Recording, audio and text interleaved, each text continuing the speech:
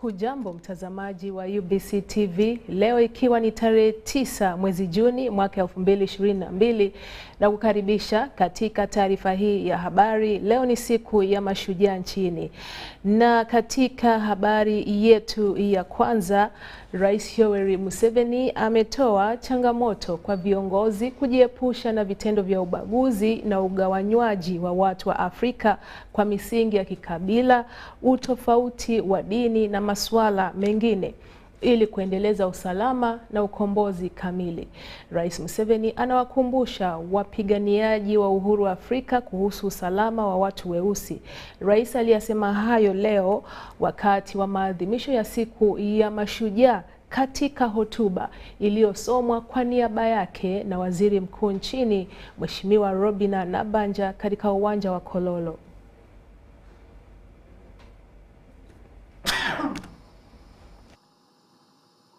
How can you come up with the right tour without conducting a credible assessment of a patient? You would be dismissed as a quack doctor. Uganda endured quack political actors from 1962 to 1986. Mwalimu Nyerere described this period as Uganda's lost decades. The NRM identified 10 strategic bottlenecks to Uganda's social evolution from a pre-capitalistic society to a modern and prosperous country.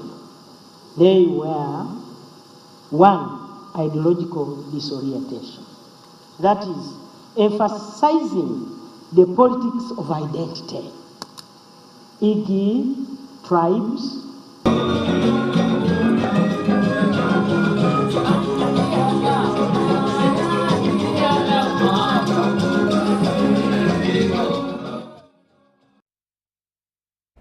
Rais Yoweri Museveni ametoa wito kwa vyombo vya usalama nchini kuongeza juhudi katika kupambana na wezi wa mifugo mkoa wa Karamoja na kurejesha amani mkoani humo.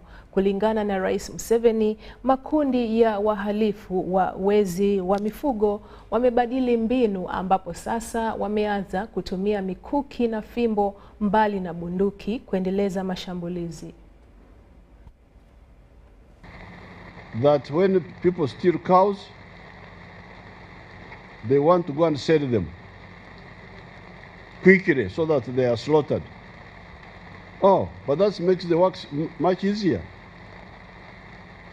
I said, but there are not very many roads in Karamoja. So you have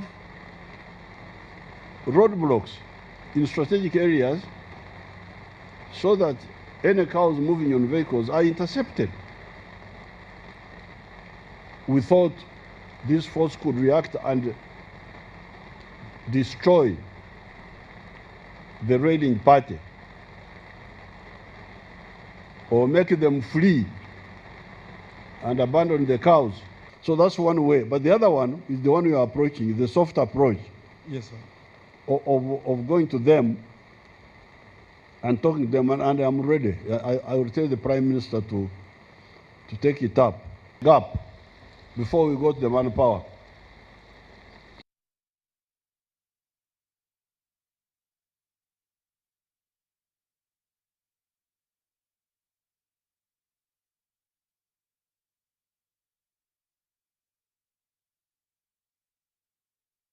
Raids. The first one was a criminal that is having a gun.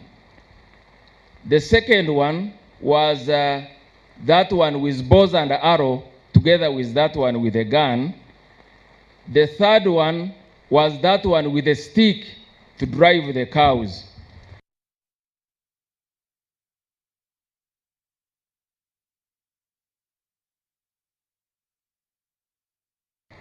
And we have done all our disarmament exercises, but we have never brought them on board.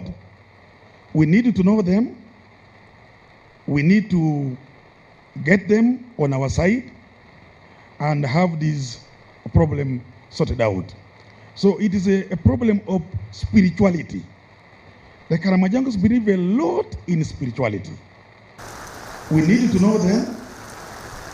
We need to get them on our side and have this problem sorted out. So it is a problem of spirituality. The Karamajangos believe a lot in spirituality. And they believe a lot in these people of theirs. Quarterly review meetings of persistent cattle rustling also all reached a state where we had almost believed that we were coming to a complete stop of this challenge. But towards the end of last year and the beginning of this year, we, the neighbors of Karamoja, realized that the cattle rustlers who were crossing to Teso, for instance, and Kataku in particular, had increased. Unaendelea kutizama taarifa hii ya habari kutoka hapa UBC TV. Shukran sana kwa kujiunga nasi. Kupanda kwa bei ya mafuta ya ndege kunakwamisha juhudi za kufufua sekta ya uchukuzi wa ndege baada ya janga la COVID-19. Lakini pamoja na kupanda kwa mafuta hayo kwa zaidi ya 100%, kiasi cha nauli za ndege kilichopanda ni kidogo ikilinganishwa na jinsi ambavyo bei ya mafuta ya ndege ilivyopanda. Tupate taarifa zaidi. Ndege ya Emirates ni moja kati ya ndege za ufalme wa Kiarabu zinazomilikiwa na serikali ya Dubai Investment Corporation. Ndege hiyo ambayo imekuwa ikisafirisha abiria kwa zaidi ya miongo miwili kutoka ufalme wa Kiarabu hadi Entebbe na vile kwenda katika ufalme wa Kiarabu siku 7 za wiki, imeweza kustahimili hali tofauti. That is a thing to be proud of, and obviously Emirates is very honored to serve the market of Uganda, and we're happy to continue to do that, obviously, and we're trying to give the best experience to our market, and for Ugandans that's always a great thing because Ugandans like to travel. Biashara ya usafirishaji abiria na ndege hiyo ilinawiri na kampuni hiyo kuendelea kukua na wateja kuongezeka hadi mwaka 2020 ambapo janga la uviko wa COVID-19 ilipotokea. Kulingana na John Jemin, meneja wa kampuni ya ndege ya Emirates nchini, sekta ya uchukuzi ya ndege na wadau wake iliathiriwa mno na janga la COVID-19. Definitely look forward to the future because recovery is there, and yeah, we definitely see a lot of green shoots coming up. But nevertheless, it is really challenging still. Ingawa hali ndivyo ilivyo sasa, bado matumaini yapo ya kuifufua sekta ya usafiri ya ndege baada ya shughuli zote za kiuchumi kufunguliwa tena baada ya lockdown. Changamoto ni kwamba wakati ambapo sekta ya ndege inaendelea juhudi za kufufuliwa upya kiuchumi, kupanda kwa bei za mafuta kunatishia juhudi hiyo. Gharama za manunuzi ya mafuta ya ndege huyagharimu makampuni ya ndege kati ya 30% hadi 60% ya matumizi yao ya kila mwaka. Pamoja na kupanda kwa bei ya mafuta kwa zaidi ya 100%, kiasi cha nauli za ndege kilichopanda ni kidogo mno ikilinganishwa na jinsi ambavyo bei ya mafuta ya ndege ilivyopanda. Does that mean that there are costs involved? Yes, for sure. And we have to be honest towards the customer as well, that yes, there will be a part of the cost towards the customer, but in the end of the day, the experiences and the worth that we bring into the proposition that we're having will take precedence, we hope. Pamoja na haya yote, Emirates inafaidika sana na usafirishaji abiria kutoka ufalme wa Kiarabu hadi Entebbe na vile kutoka Entebbe hadi ufalme wa Kiarabu, na inaaminika kwamba uhusiano mzuri kati ya Uganda na ufalme wa Kiarabu utaongeza fursa za mstakabali mzuri kwa usafiri wa ndege nchini. Dennis Goha, UBC Habari. Asante sana Dennis Goa kwa taarifa hiyo, na tunaendelea zaidi. Hii ni UBC TV. Shirika la maendeleo ya kilimo Afrika la Sasakawa Africa Association limetoa mafunzo kwa wakulima wadogo wa wilaya ya Adjumani kuhusu upandaji wa mazao ya chakula chenye virutubisho vingi hasa mboga za majani. Uamuzi huo unafuatia kuongezeka kwa visa vya utapiamlo kwenye kambi za wakimbizi hasa kwenye wilaya hiyo ya Adjumani. Tupate taarifa tena zaidi.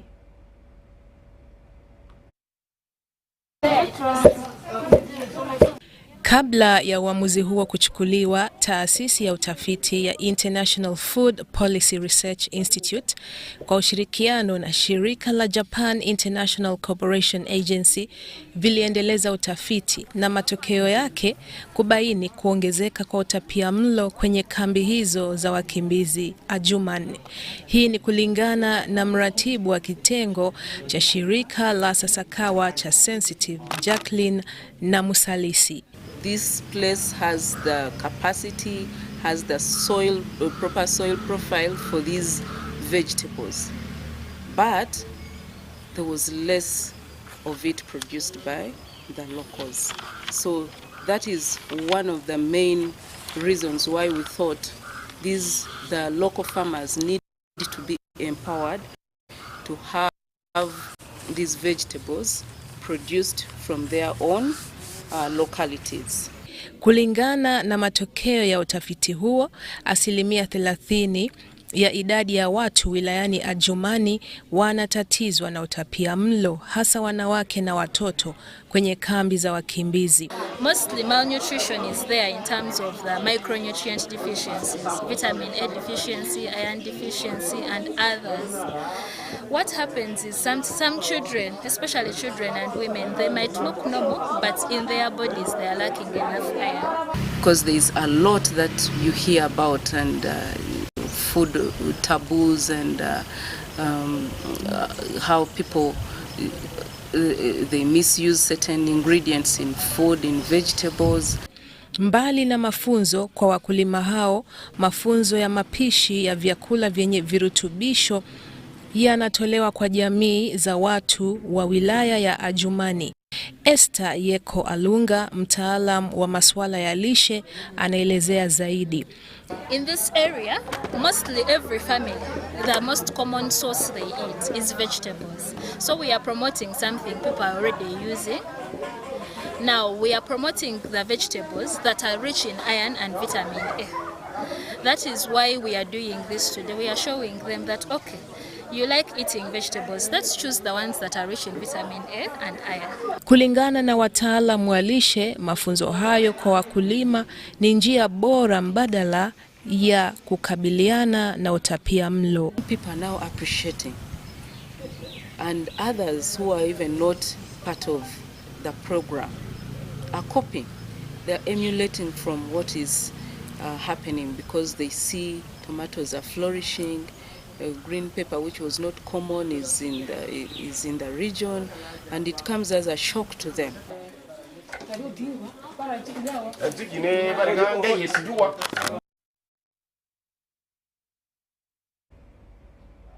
Serikali nchini imearifu kuhusu utayari wake katika kukabili ugonjwa wa uviko 19 ambao kwa mujibu wa Wizara ya Afya umeibuka tena.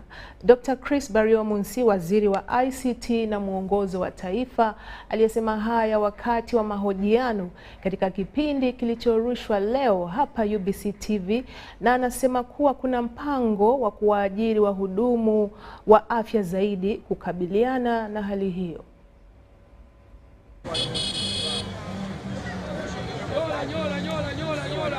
In the past waves of COVID-19, Ugandans took heed of the messages given by the government, the health workers, and we managed to control and contain COVID-19.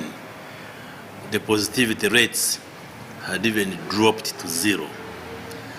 But of recent, we are seeing a rise in COVID cases, and for the past 2 or so weeks, we are even registering like 2 deaths per week, and we have fear that if Ugandans do not follow the standard operating procedures, the SOPs, then we might get a rise in COVID-19 cases once again.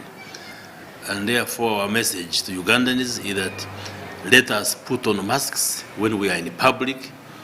Let us continue to wash our hands with soap or use a sanitizer. Let's avoid big gatherings, but if we gather, let's maintain social and physical distancing. And above all, let's all go for vaccination. For those who have received the 2 doses, please go for a booster dose. Even those who got a booster dose, after 6 months, you should go for another booster dose, because the vaccine protects you for a period of 6 to 8 months, and therefore you are eligible for another booster dose even when you got the 3rd dose. But we are prepared because at the height of the 2nd wave, we put money to ensure that our health facilities, particularly the major hospitals like Mulago, have the infrastructure to supply oxygen and many other supplies which we require to manage patients. The health workers now have better experience and they have been trained, and therefore we are more prepared than before to handle a wave in case it comes.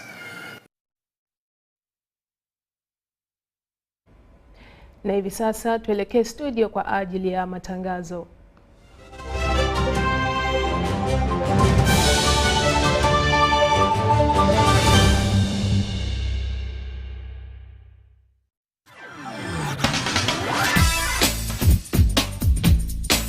Fellow Ugandans, on Tuesday 14th June 2022, the Honorable Minister of Finance, Planning and Economic Development will read the budget speech for the financial year 2022-2023.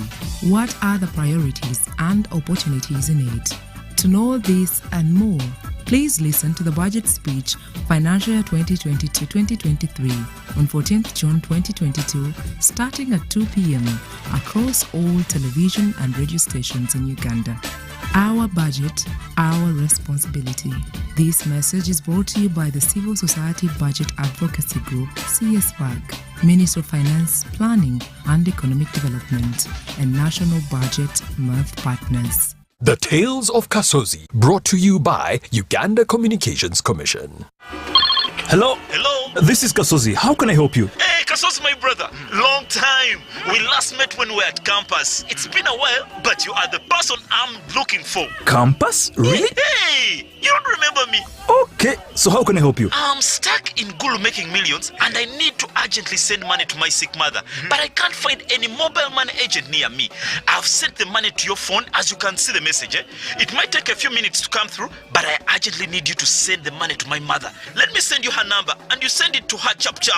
My friend, I'm afraid your mom is going to die. What? Because I don't know you, I never went to campus, and I'm also in Gulu. So can we meet at CPS, we talk about it? Stay tuned for what Kasozi does next. Tofera, refrain from unnecessary engagements with strangers over the phone. This message is powered by the Uganda Communications Commission.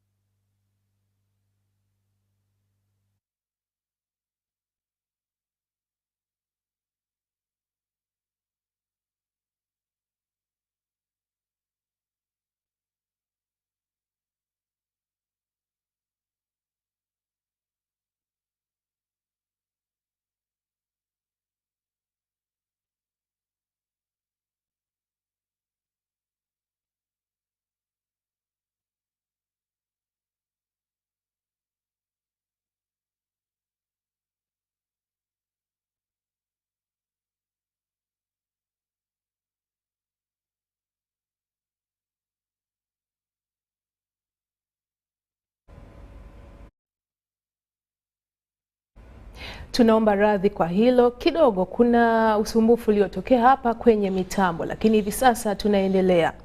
Ugatuzi wa madaraka umehimizwa kurahisisha utekelezaji wa mradi wa Parish Development Model unaolenga kukwamua kiuchumi wananchi wa ngazi za chini au mashinani. Katibu Mkuu wa Wizara ya Serikali za Mitaa Ben Kumumanya ametoa ushauri huu kwa wenye viti wa mitaa wa ngazi za 5 pamoja na mameya wa miji wa wilaya katika mkutano. Mkutano huo ulilenga kutambua na kutatua changamoto mbalimbali wanazopitia viongozi wa ngazi mbalimbali katika utekelezaji wa majukumu yao. The district chairperson, city mayors, even the city municipality mayors, and we have given them information. We have gone through the laws, the regulations, the strategies on how to manage issues. So once you empower the human capital with information, with knowledge, then they will be able to take and steer forward what we need for improved service delivery. Kulingana na Bwana Ben Kumumanya, ugatuzi wa madaraka utarahisisha utekelezaji wa mradi wa Parish Development Model. Is putting in place a tool which will be able to capture the revenue sources, the rates, the projections, and also the amount collected. So we are very confident that if we expand the local revenue base, we shall be able to boost financing of decentralization. Wizara ya Serikali za Mitaa itatenga shilingi milioni 100 kwa vijiji kwa utekelezaji wa mradi huo. We are also negotiating at every level, including within our own government resources, and that's why we have been able to succeed to design the Parish Development Model, which is aimed at helping the 39% of the people who are not in the cash economy, and now over 1 trillion shillings has been availed in this budget to support the financial inclusion pillar of the Parish Development Model.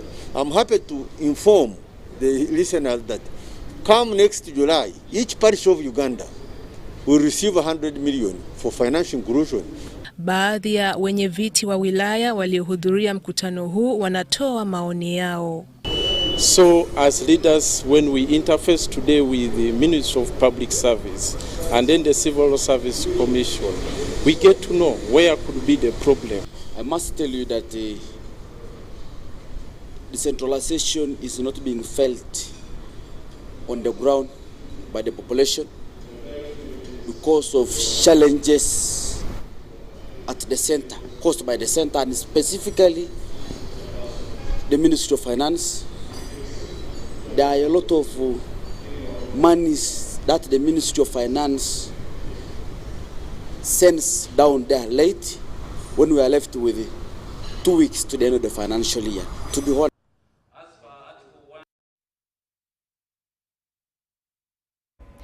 na hadi hapo sina la ziada, mtazamaji wetu wa UBC TV, na kushukuru kwa kuwa nasi katika taarifa hii ya habari.